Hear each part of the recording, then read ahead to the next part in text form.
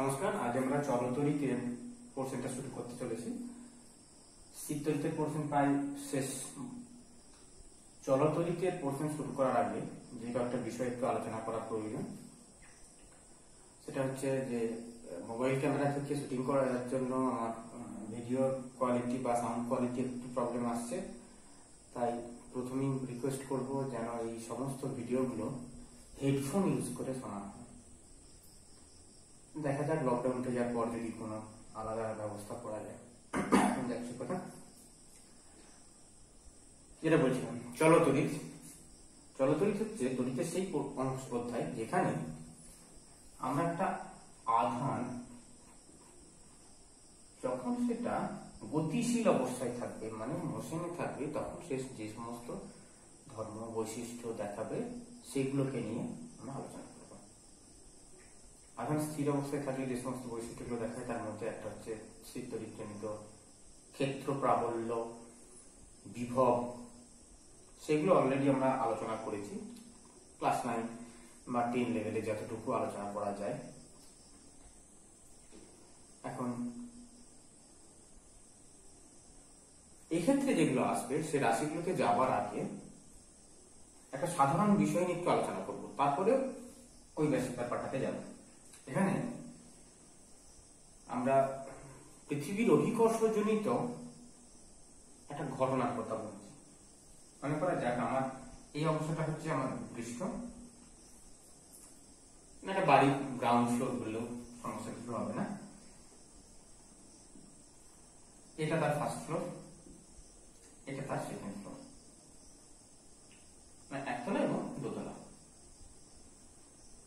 মনে করি দোতলাতে এক বালতি জল আমরা রেখেছি এবং সেটাকে আমরা বালতির গায়ে একটা ফুটো করে রেখেছি। ডেফিনেটলি জলটা উপর থেকে এখন কেন পড়ছে? এটা হচ্ছে পৃথিবীর অভিকর্ষ বলের প্রভাবে উপর থেকে নিচের দিকে পড়ছে। অভিকর্ষ জনিত যে স্থিতিশক্তি এসে আপনি হয় অনেকে তার সাথে ওই অভিকর্ষীয় বিভবটাও রিলেটেড। যদি মান দেখা যাবে যে এই জায়গায় অভিকর্ষীয় স্থিতিশক্তির মানটাকে আমরা যদি বলি E1, এই জায়গায় অভিকর্ষীয় স্থিতিশক্তির মানটা যদি বলি আমরা E2, E1 এর মানটা মড ভ্যালুটা, E1 এর মড ভ্যালুটা একটু বেশি, E2 এর মড ভ্যালুটা একটু কম। এখন মড ভ্যালু ব্যাপারটা ক্লাস 9-10 একটু ভুলে যেতে পারে, উদাহরণ দিয়ে দেখাচ্ছি। মনে করা যাক E1 এর মানটা হচ্ছে -10 একক, সেক্ষেত্রে E2 মানটা হবে -5 একক। কেন এটা নেগেটিভ স্থিতিশক্তির মানটা? কারণ হচ্ছে যদি না নেগেটিভ হয়, যদি না নেগেটিভ হয়, সিস্টেমটা বাউন্ড অবস্থায় থাকবে না, মানে একটা বস্তু পৃথিবীর অভিকর্ষের ক্ষেত্রে মধ্যে থাকবে। যাকে সে সমস্ত আলোচনা ডিটেলে যাচ্ছে না। মোদ্দা কথা হচ্ছে একতলার অভিকর্ষীয় স্থিতিশক্তির মান অপেক্ষা দুই তলার অভিকর্ষীয় স্থিতিশক্তির মানটা একটু হলো বেশি হবে। এখানে এটা -10, এখানে এটা -5। মড ভ্যালু নিয়ে দেখতে গেলে অবশ্যই এটা কিন্তু বেশি, এটা কম। এটা 10, এটা হচ্ছে 5। এটা আমার বিভবে রয়েছে অভিকর্ষীয়, এটা আমার বিভবে রয়েছে। অভিকর্ষীয় স্থিতিশক্তির এই যে চেঞ্জটুকু রয়েছে, দোতলাতে অভিকর্ষীয় স্থিতিশক্তির মানটা একটু বেশি, একতলা স্থিতিশক্তির মানটা কম। এই কারণে দোতলাতে থাকা যে কোনো ভরযুক্ত কণা সবসময় চাইবে দোতলা থেকে একতলাতে নিজেই মুভ করতে। এটা শুধুমাত্র অভিকর্ষণ যে বলের ক্ষেত্রে যে ঘটে থাকে তা নয়, এটা স্থিততড়িতের ক্ষেত্রে কিন্তু ঘটে থাকে। মনে করি একটি নেগেটিভ আধান, ঋণাত্মক আধান নিচ থেকে এই জায়গা থেকে উপরের দিকে একটা তড়িৎ ক্ষেত্রের সৃষ্টি করছে। এটা যদি আমার A বিন্দু হয়, এটা যদি আমার B বিন্দু হয়, বা হিসাব আছে দেখা যাবে এই জায়গা থেকে A বিন্দুর দূরত্বটা কম, B বিন্দুর দূরত্বটা বেশি। সে সমস্ত মানটান বসে দিলে আমি আগের ভিডিওতে অলরেডি আমি একটা অভিকর্ষীয় স্থিতিশক্তির এক্সপ্লানেশন, আমি একটা এক্সপ্রেশন করে দেখিয়েছি। E সমান না, সেটা দেখানো হয়নি। অভিকর্ষীয় স্থিতিশক্তির অ্যাকচুয়ালি এক্সপ্রেশন তোমাদের ক্লাস 9-10 নেই। যদি দেখা যায় এখানে যদি এটা -10 একক আছে, এটা -5 একক আছে, কিন্তু এটা মাইনাস মানে ঋণাত্মক আধানের বদলে যেটা ধনাত্মক আধান হয়, মানে যে তড়িৎ ক্ষেত্রটা সৃষ্টি করছে, তাহলে এই এ বিন্দুতে মানে কাছের বিন্দুতে যেটা 10 একক কি হবে, সেটা প্লাস হয়ে যাবে, দূরের বিন্দুতে সেটা হচ্ছে। একইভাবে এক্ষেত্রে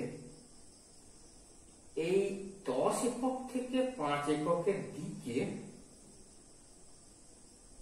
একটা বল ভোগ করবে। এক্ষেত্রে যেমন কোনো ভরযুক্ত কোনো বল ভোগ করছিল, এক্ষেত্রে একটা আধান যুক্ত কোনো বল, এবং ডেফিনেটলি এটা আমাকে ধনাত্মক আধানের উপরই চিন্তাটা ভাবনাটা করতে হবে, কারণ আমি এখানে যে ধারণাটা করেছি এটা ভরের উপর, ভর জেনারেলি পজিটিভই হয়, ভরের কোনো নেগেটিভ ভ্যালু আসে না।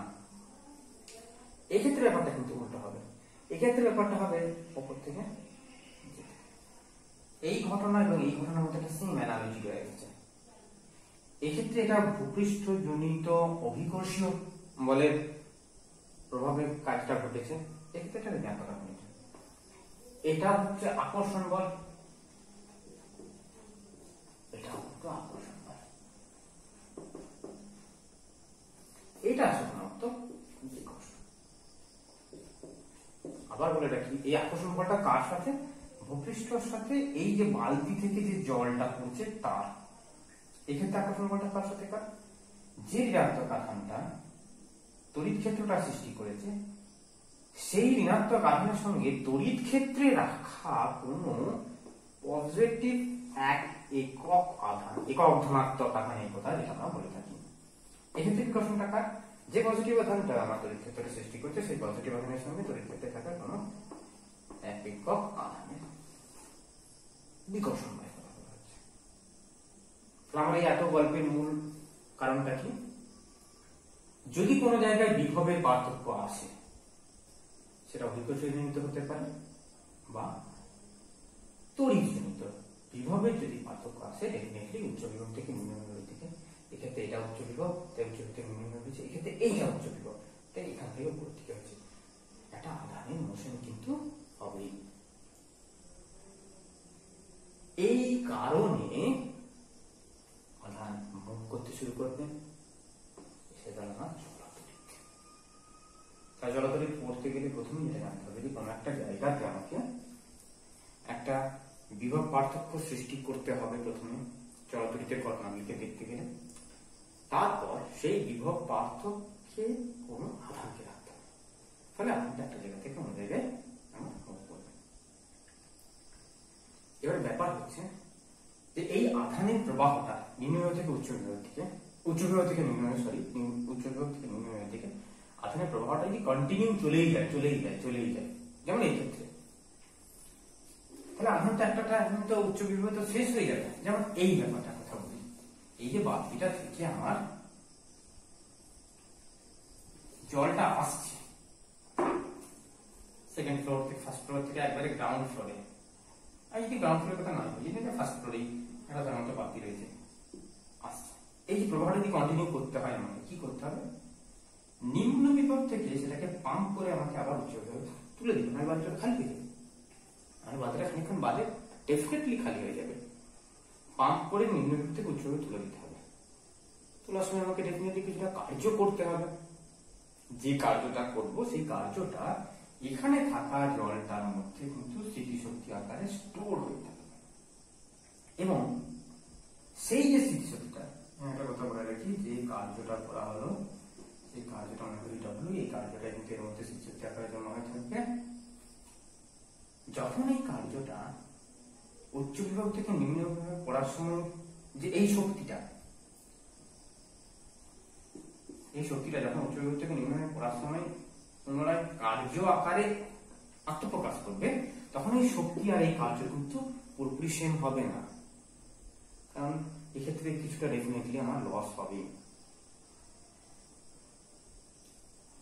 তড়িতের ক্ষেত্রে ব্যাপারটা তাই, যখন আমি কোন একটা তড়িতের প্রবাহ দেখতে পাবো উচ্চ বিভব থেকে নিম্ন বিভব থেকে, এক্ষেত্রে উচ্চ বিভবটা উপরে আছে, এক্ষেত্রে উচ্চ বিভবটা নিচে আছে, তখন তড়িতের প্রবাহটা যদি আমাকে কন্টিনিউ করতে হয়, তাহলে এই নিম্ন বিভব থেকে পুনরায় সেটাকে পাম্প করে উপরে তুলতে হবে। এক্ষেত্রে যেমন পাম্পিং সিস্টেমটা কিরকম হয়, আমাদের জেনারেল যে কোনো সাবমার্সিবল বা অন্য কোনো পাম্প হতে পারে, এক্ষেত্রে কিন্তু পাম্পিং সিস্টেমটা আলাদা। এক্ষেত্রে কোনো তড়িৎ কোষের সাহায্য নিতে হবে, কোনো জেনারেটরের সাহায্য নিতে হবে, যেটা আমার এই নিম্ন বিভব থেকে উচ্চ বিভাগে আধানটাকে আবার পাঠিয়ে দেবে। আধান কিন্তু অ্যাকচুয়ালি ফ্লো করবে উচ্চ বিভব থেকে নিম্ন বিভব থেকে, অবশ্যই কিন্তু সেটা ধনাত্মক আধান। ঋণাত্মক আধানের ক্ষেত্রে কিন্তু গল্পটা পুরো উল্টে যায়। ঋণাত্মক আধান কিন্তু উচ্চ বিভব থেকে নিম্ন বিভবে ফ্লো করে না, তার প্রপার্টিটা পুরোপুরি উল্টো, সে ফ্লো করে নিম্ন বিভব থেকে উচ্চ বিভবে। আমি ঋণাত্মক আধানের আলোচনাতে যাচ্ছি না, উচ্চ বিভবের আলোচনাতেই থাকছি। পুরো ব্যাপারটা বোঝার জন্য তোমরা ধরে নিতে পারো যে নিম্ন বিভব হচ্ছে নিম্ন বিভব থেকে উচ্চ বিভবে ফ্লো করে হচ্ছে ঋণাত্মক আধান, পুরোপুরি ধনাত্মক আধানের উল্টো প্রপার্টি শেষ করে। এখন এই যে কার্যটা যেটা আমার এখানে স্টোর হয়ে রইল শক্তি রূপে, সেটা কখনোই এই যে বাহ্যিক কার্যটা শো করছে যখন উচ্চ বিভব থেকে নিম্ন বিভবে শো করছে, তার সাথে কিন্তু সেটা ম্যাচ করবে না।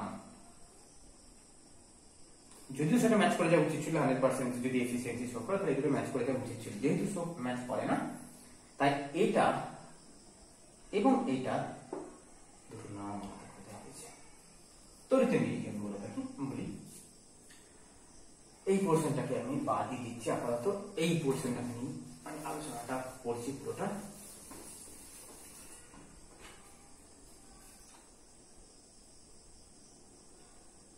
উচ্চ বিভব থেকে এলো নিম্ন বিভবে আধানটা ফ্লো করছে, এটা হচ্ছে আমার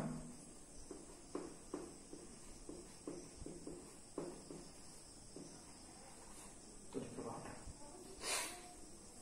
আমি যখন পাম্পিংটা করবো তখন এই জায়গাতে এখানে কি হবে, এখানে অন্য কোনো শক্তি দ্বারা, হতে পারে কোনো যান্ত্রিক শক্তি, হতে পারে কোনো রাসায়নিক শক্তি, আলোক শক্তি, তাপ শক্তি দ্বারা কোনো না কোনো ভাবে আধানকে নিম্ন বিভব থেকে আমি আবার উচ্চ বিভবে পৌঁছে দেবো। এটা হচ্ছে আমার উচ্চ বিভব পয়েন্ট, এইটা হচ্ছে আমার নিম্ন বিভব পয়েন্ট। পাঠানোর সময় আমি কিছুটা কার্য করবো, ওই যে শক্তিগুলোকে ব্যবহার করে যে শক্তি এখানে স্টোর হয়ে যাবে সেটাকে আমার বলা হবে তড়িৎচালক বল, যেটাকে আমি বলছি ওর ক্ষেত্রে ডব্লু।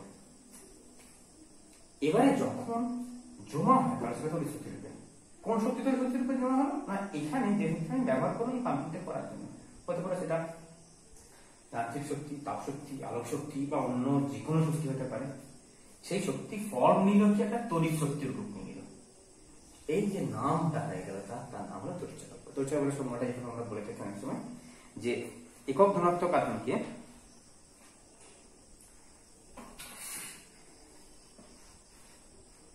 নিম্ন বিভব থেকে উচ্চ বিভবে পাঠাতে যে পরিমাণ শক্তি প্রয়োজন হয় সেটা হচ্ছে তড়িৎচালক বল। এবারে একই ব্যাপার, এই একক ধনাত্মক আধান ব্যাপারটাই তো বলবেন, একক ধনাত্মক আধানকে তো জেনারেট করা অসম্ভব ব্যাপার, তাই আমরা করি কি, আমরা কি পরিমাণ আধানকে পাঠিয়ে নিই, যে পরিমাণ কার্য হলো সেটা মানে করি ডব্লু প্রাইম, ডব্লু ড্যাশ, একক ধনাত্মক আধানের জন্য সেটা হচ্ছে ডব্লু ড্যাশ বাই কিউ, এটাকে আমি বলে দেবো ডব্লু। এটা হলো আমার তড়িৎচালক বল। এরপর চলে আসি তড়িৎচালক বলের কতগুলো বৈশিষ্ট্য। একটা সাধারণ বৈশিষ্ট্য যে এটা কোন রকম কোনো কিন্তু বল নয়, এটা কিছু পরিমাণে শক্তিকে ট্রান্সফার করা হয়, এটা হচ্ছে শক্তি। তড়িৎচালক বলের জন্য হচ্ছে তড়িৎ প্রবাহ হবে, তাই এটা আমরা কারণ হিসাবে বলতে পারি, তড়িৎ প্রবাহটা তার ফল হিসেবে।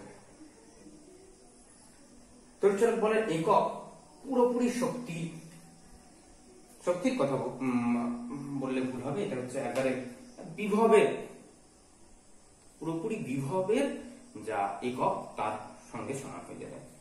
যেমন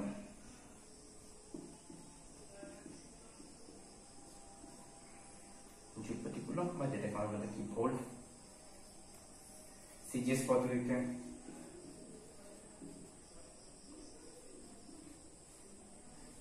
কিন্তু কেটে যায় না, এটা হচ্ছে স্ট্যাট ভোল্ট বলা হয়। ইএসি উপরে, ইএসি উপরেটা বলা ভুল হলো, রিলেশন নয়, উপরটা হচ্ছে আর্ক, সরি যেটা দিয়েছে এটা হচ্ছে স্ট্যাক ভোল্ট। এখানে কয়েকটা শর্ট কোশ্চেন 10th লেভেলে আমাদের মাঝে মধ্যে মাধ্যমিকে দেওয়া হয়। সেটা হচ্ছে তিনটে যে আমাদের কোর্স রয়েছে, এখান থেকে এখানে পাঠানোর জন্য, পাম্পিং করার জন্য তড়িৎ কোষের ব্যবহারটার কথা বললাম। ওই যে তড়িৎ কোষ যেগুলো আমরা ওই ব্যাটারি, প্রকৃতিতে বলাবো মার্কেটে পাওয়া যায় যে সমস্ত ব্যাটারিগুলো, তার মধ্যে তিনটে ব্যাটারির তড়িৎচালক বল জানতে চাওয়া হয়। একটা হচ্ছে সরল ভোল্টীয় কোষ,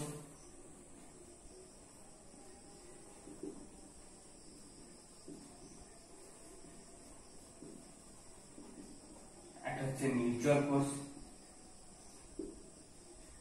যেটাকে আমরা ব্যাটারি টর্চের ব্যাটারি, যেটা একবার ড্রাই সেল, আরটা হচ্ছে আমার লেড অ্যাসিড সঞ্চয় কোষ।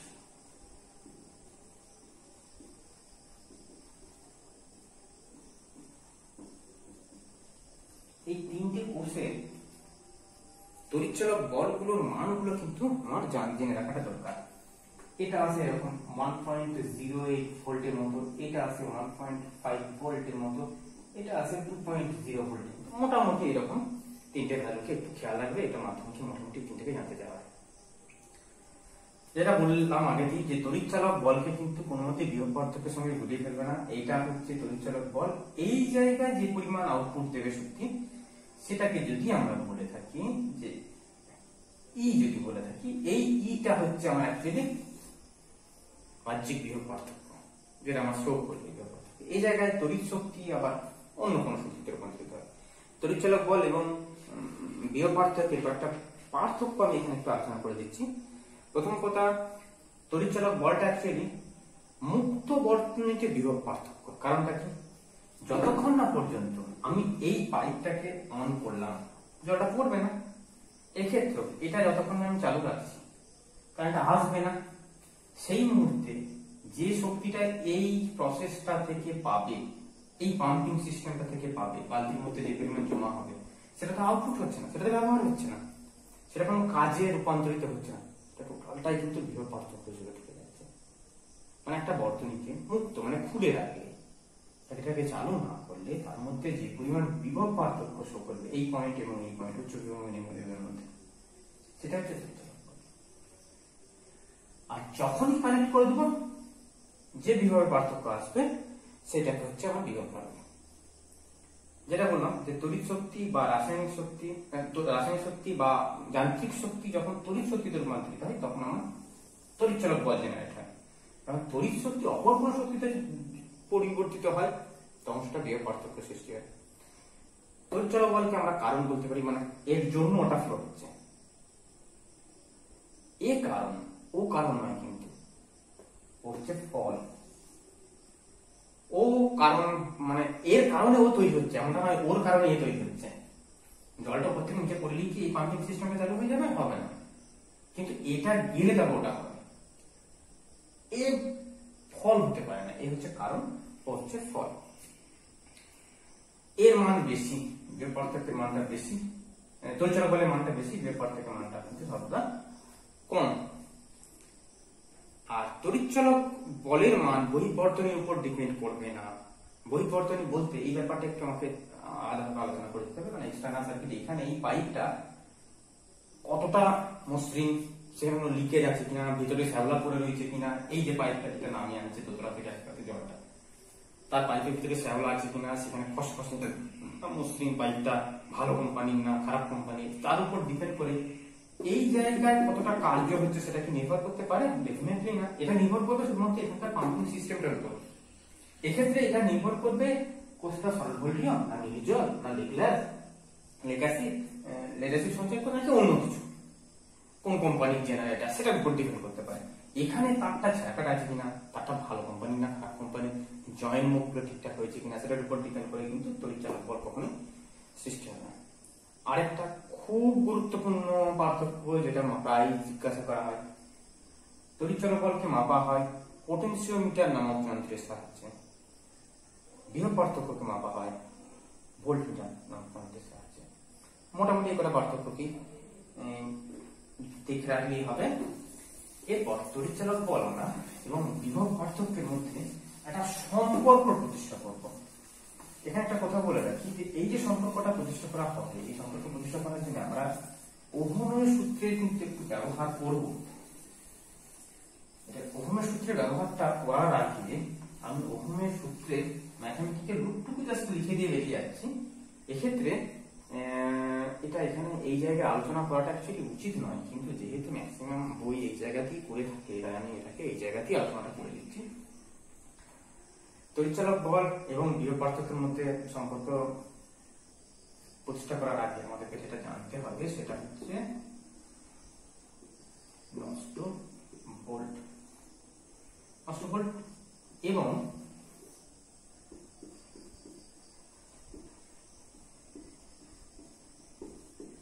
অভ্যন্তরীণ রোধ, জেনারেলি ছোট হাত থেকে প্রকাশ করা হয়। নষ্ট ভোল্টের আগে আমরা আভ্যন্তরীণ রোধটা জেনে নিই। আভ্যন্তরীণ রোধ কি? মনে করা যাক এইটা হচ্ছে আমার একটা তড়িৎ মানে ব্যাটারি, এর ভিতরে অনেক সক্রিয় জিনিস রয়েছে, তার সঙ্গে মেটাল যে লিড গুলো সেগুলো কানেক্ট হচ্ছে। এই জায়গায় কানেকশন প্রবলেম একটা হওয়াটা খুব স্বাভাবিক ব্যাপার।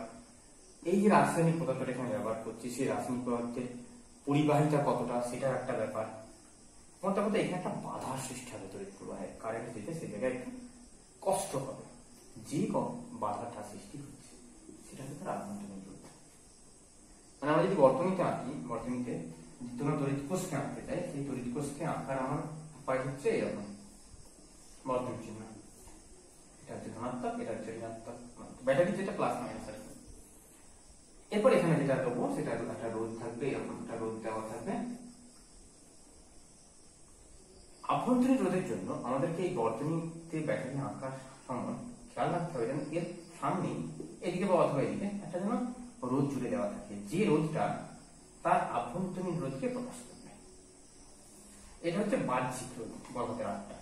এই বাহ্যিক রোধটা বাইরে থেকে কানেক্ট করা রয়েছে। এই তড়িৎচালক বল কত? আগের ক্যালকুলেশন কিন্তু আমি এটাকে ডাব্লিউ দ্বারা প্রকাশ করে ফেলেছিলাম। আগের ক্যালকুলেশনটার সাথে এটা কিন্তু গুলিয়ে ফেলবে না। আগের ক্যালকুলেশনটা ডাব্লিউ দ্বারা প্রকাশ করেছিল অন্য একটা কারণে, এক্ষেত্রে আমি এটাকে ই দিয়ে প্রকাশ করছি, কারণ তড়িৎচালক বলের ইংরেজি হচ্ছে ইএমএফ, ইলেকট্রোমোটিভ ফোর্স, যে কারণে অনেকে এটাকে ই দিয়ে প্রকাশ করে থাকে। এবং বাহ্যিক রোধের দুই প্রান্তের বিভব পার্থক্যটাকে আমি ভি দ্বারা প্রকাশ করলাম। নষ্ট ভোল্ট হচ্ছে এই জায়গাতে আভ্যন্তরীণ রোধের দুই প্রান্তে অযাচিত ভাবে যে বিভব পার্থক্য সৃষ্টি হবে, যেটার জন্য আমার কিছুটা হলেও আউটপুটে শক্তি আমার কম যাবে, সেটা হচ্ছে আমার নষ্ট ভোল্ট। এক্ষেত্রে আমরা ওই ওহমের সূত্র ব্যবহার করছি বলে আমি এই জায়গাতে ওহম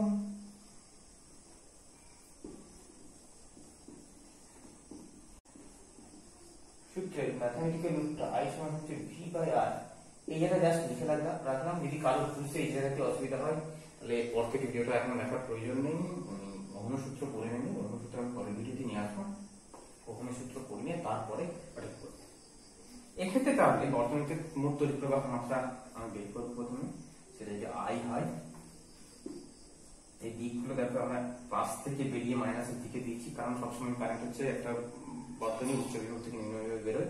প্লাস বলতে অ্যাকচুয়ালি এটা উচ্চ বিভব যুক্ত প্রান্ত, মাইনাস বলতে এটা নিম্ন বিভব যুক্ত প্রান্ত। তড়িৎ প্রবাহ মাত্রা I সমান হচ্ছে তড়িৎচালক বল ডিভাইডেড বাই বর্তনীর মোট রোধ। মোট রোধ বলতে আভ্যন্তরীণ রোধ, বাহ্যিক রোধ। আভ্যন্তরীণ রোধ, বাহ্যিক রোধের দুই প্রান্তের বিভব পার্থক্যগুলো আলাদা আলাদা হয়ে গেছে, শ্রেণীতে পড়তে হয়েছে। শ্রেণী সমবায় কি, শ্রেণী সমবায় সেটা কিন্তু পরে পড়তে পরে পড়ানো হবে। বলছে কোনাকুনি গুণ করে দাও, IR plus IR plus E. এই যে ভ্যালুটা, এইটা কি বা আমাদের নষ্ট ভোল্ট, মানে যেটা আমার অ্যাকচুয়ালি নষ্ট হচ্ছে। IR প্লাস এখানে নষ্ট ভোল্টই করে যাচ্ছে। এই IRটাকে আমরা বাহ্যিক রোধের দুই প্রান্তে বিভব পার্থক্য, এটাকে আমি ভি বলে যাচ্ছি, ভি প্লাস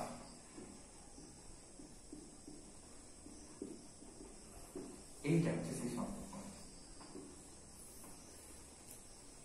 এই সম্পর্কে আরেকটা ভালো ব্যবহার রয়েছে এই জায়গা থেকে দেখি। ভি প্লাস নষ্ট ভোল্ট মানে আমরা কাকে বললাম? IR কে বললাম, হচ্ছে ই। এই সমীকরণটা থেকে তড়িৎচালক বল এবং বিভব পার্থক্য এটা হচ্ছে তড়িৎচালক বল, এটা হচ্ছে আমার বিভব, এটা বিভব, এটা হচ্ছে তড়িৎচালক। এদের মধ্যে একটা ভালো সম্পর্ক রয়েছে। প্রথমেই পার্থক্যটা যেটা বলেছিলাম, মুক্ত বর্তনীকে হচ্ছে আমার তড়িৎচালক বল বিভব পার্থক্যের সঙ্গে সমান হয়। বর্তনীটাকে মুক্ত করলাম, কেটে দিলাম বর্তনীটাকে, তাহলে কি হলো? I সমান 0। যেতে পারছে না, কারেন্ট যেতে পারছে না, জল যেতে পারছে না, প্রবাহ মাত্রাটা 0 হয়ে গেল। প্রবাহ তো 0 করে দাও এই সমীকরণে। প্রবাহ যদি 0 করে দেয় তাহলে এটা V plus 0 into R is equals to E. That means V is equals to E. Otherwise, যখন তড়িৎ বর্তনীটা বদ্ধ অবস্থায় রয়েছে, প্রবাহ মাত্রা যাচ্ছে, সেক্ষেত্রে এই E এর মানটা নিশ্চয়ই গ্রেটার দ্যান V হবে, কারণ V এর সাথে কিছুটা যোগ হবে, তারপরে সেটা E এর সাথে সমান হবে। অন্যান্য ক্ষেত্রে এটা একটু বেশি ছিল। আচ্ছা, তড়িৎচালক বল বিভব পার্থক্যের উপর এই পর্যন্তই আলোচনা করার ছিল, আর কিছু নেই। পরবর্তী ভিডিওতে আমি ওই তড়িৎ প্রবাহ মাত্রা তার একক নিয়ে আলোচনা